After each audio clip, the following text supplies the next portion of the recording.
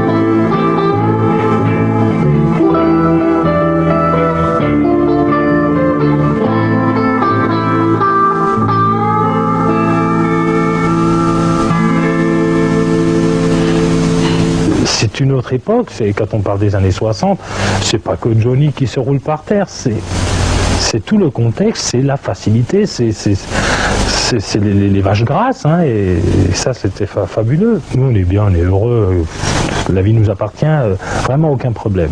Des idéalistes en fin de compte dans notre genre, peut-être pas assez matures, mais des idéalistes sûrement. Je crois que ceux qui avaient notre âge, en 60, 62 je dirais, qui avaient 18 ans ou même 17 ans, ils étaient déjà énormément contents parce qu'ils savaient qu'ils n'iraient pas en guerre d'Algérie. Et je crois que ça a quand même marqué beaucoup.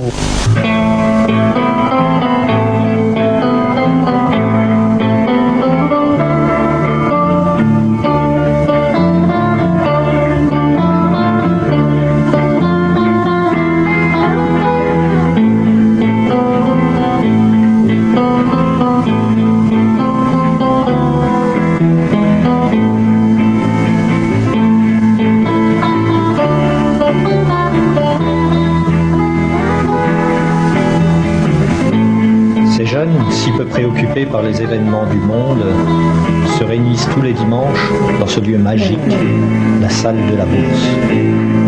C'est le temps des copains.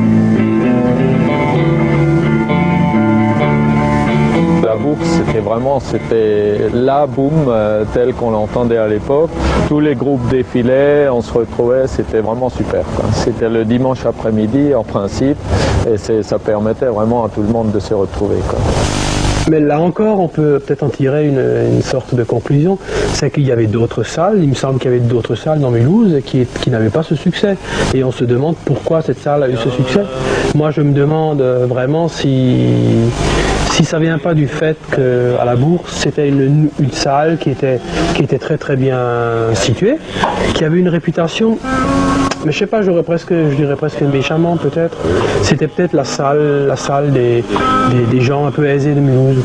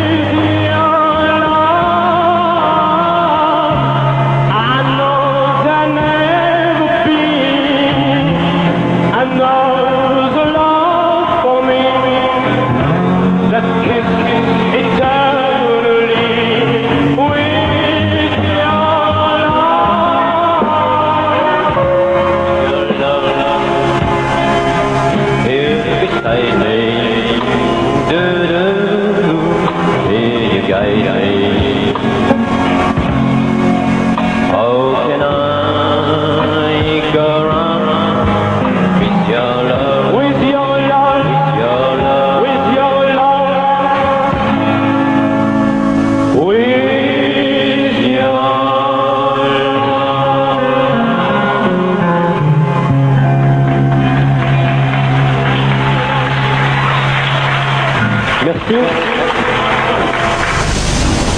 Alors donc j'ai ici donc dans mon patelin à Sirens, j'ai été disons le gars de la campagne par rapport à la ville.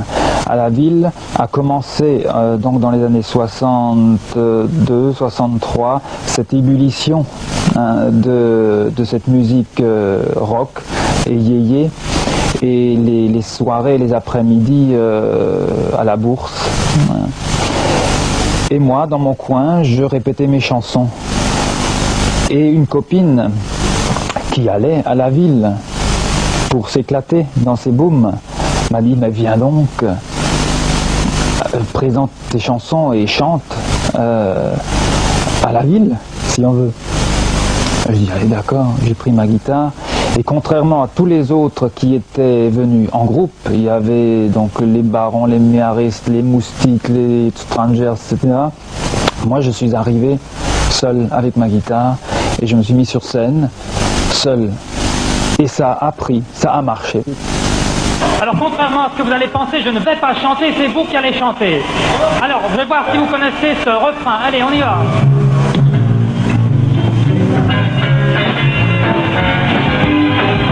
Tapez dans les mains, allez. Et chantez. Oh, oh, oh, oh, chantez. Oh, oh, oh, encore. Oh, oh, oh, encore. Oh, oh, putain, j'entends rien. Oh, oh, oh, oh, oh, si j'avais un marteau, je cognerais le jour, je cognerais la nuit. J'y mettrais tout mon cœur, je bâtirais une ferme, une grange, une barrière, et j'y mettrais mon père, ma mère, mes frères et mes sœurs. Oh, oh, oh, ce serait le bonheur. Allez, chantez.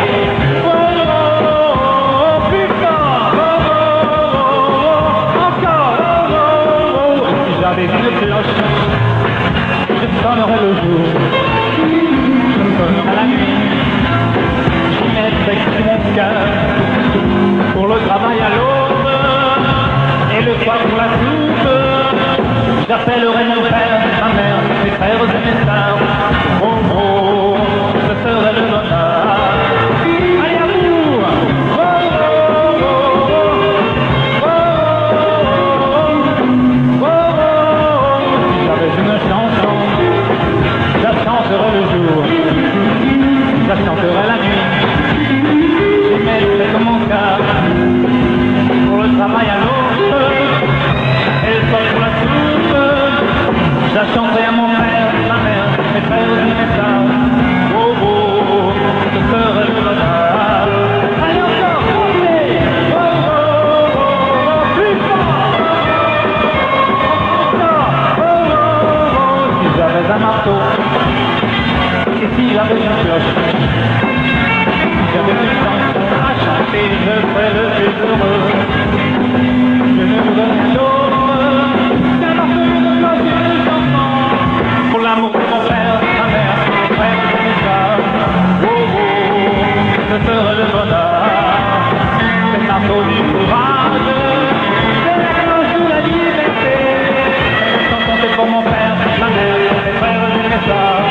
Oh, oh, pour moi c'est le bonheur.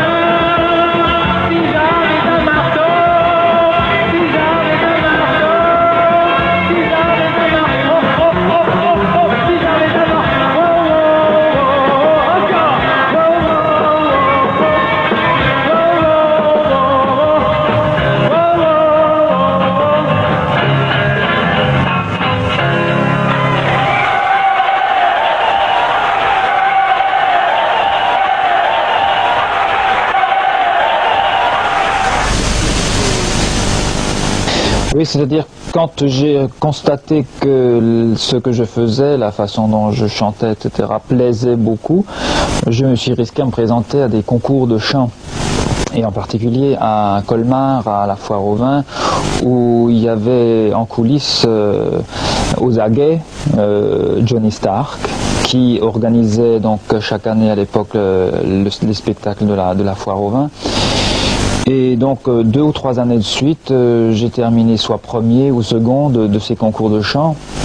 Et après donc une de ces soirées, j'ai été demandé dans les coulisses par Johnny Stark, qui a pris mes références, mes coordonnées, et qui m'a dit, comme on dit toujours, on vous écrira. Bon, et un beau jour, c'était en octobre ou en novembre, donc après la foire au vin, je reçois une lettre. Ce style, vraiment de très beau papier pour l'époque, c'était quelque chose d'extraordinaire, avec un papier en relief et tout, doré. Je n'en croyais pas mes yeux, et en effet, Johnny Stark me demandait de me rendre à Paris pour aller auditionner dans les studios de Barclay. C'était positif, j'étais convoqué chez Barclay dans son bureau, qui m'a proposé donc un contrat d'enregistrement. Et voilà, il est toujours encore là, il reste encore à le signer aujourd'hui. J'ai choisi la sagesse.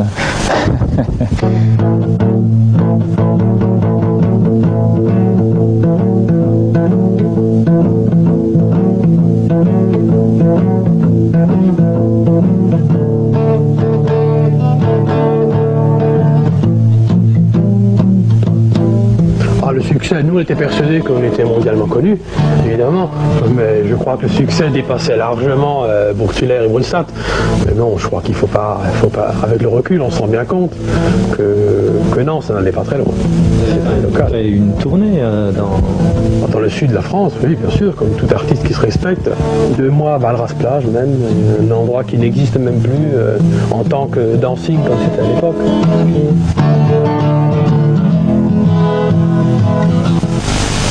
Dans les années 60, c'est 3-4 ans en fin de compte, nous étions une dizaine, quinzaine de groupes locaux et on se croisait tout le temps. On vivait des mêmes bières et des mêmes filles, mais chacun pour soi quand même. Il y avait les petits trucs, bon, les strangers c'était ça, il y avait quand même des clans. Hein. Et puis c'était très bien comme ça. Ça donnait de l'animosité. Il y avait Gilles Vincent qui était venu, alors il y avait ceux du Wolf qui étaient à gauche, ceux du Haut-Poirier qui étaient au centre, etc. On ne se mélangeait pas tout en assistant aux mêmes choses. Il y avait les pour un tel, les contre un tel, et puis c'est comme ça qu'on faisait venir le public. On a joué à la Radoublée à Altix, et en même temps, le gros du morceau, c'était fait par les Chats Sauvages, mais pas avec Dick Rivers, avec Mike Shannon, donc leur deuxième chanteur. Après Dick Rivers les avait quittés, ils avaient pris un deuxième chanteur qui se prénommait, enfin qui s'appelait Mike Shannon. Et bon, ben nous on monte sur scène, on fait nos morceaux, et problème avec les Chats Sauvages, problème auquel on ne s'intéressait pas tellement d'ailleurs nous, mais enfin il y avait un problème. Et ça foirait un petit peu, et puis à un moment donné, quand les chats sauvages sont venus sur scène, les gens ont commencé à crier les chats de Gouttière en l'air, les barons sur scène, quoi.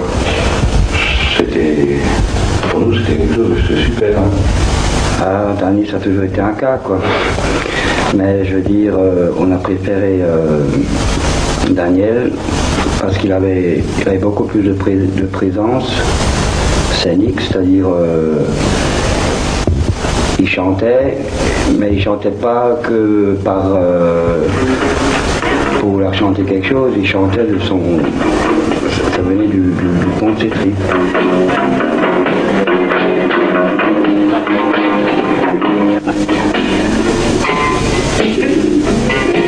Assez de chansons, assez de chansons, assez de chansons. Ne joue pas cet air-là, il me rappelle autrefois. Oublie-le s'il le faut, ne touche pas à ce piano. Oh non, ne la joue pas, mon cœur n'y tiendrait pas. De l'entendre, je le sais, je me souviendrai, je me disais, mais tu sais que tu mens. Ah oui, tu sais que tu mens. Ah mais tu sais que tu mens. Ah tu mens. Ah oui, oui, oui, oui.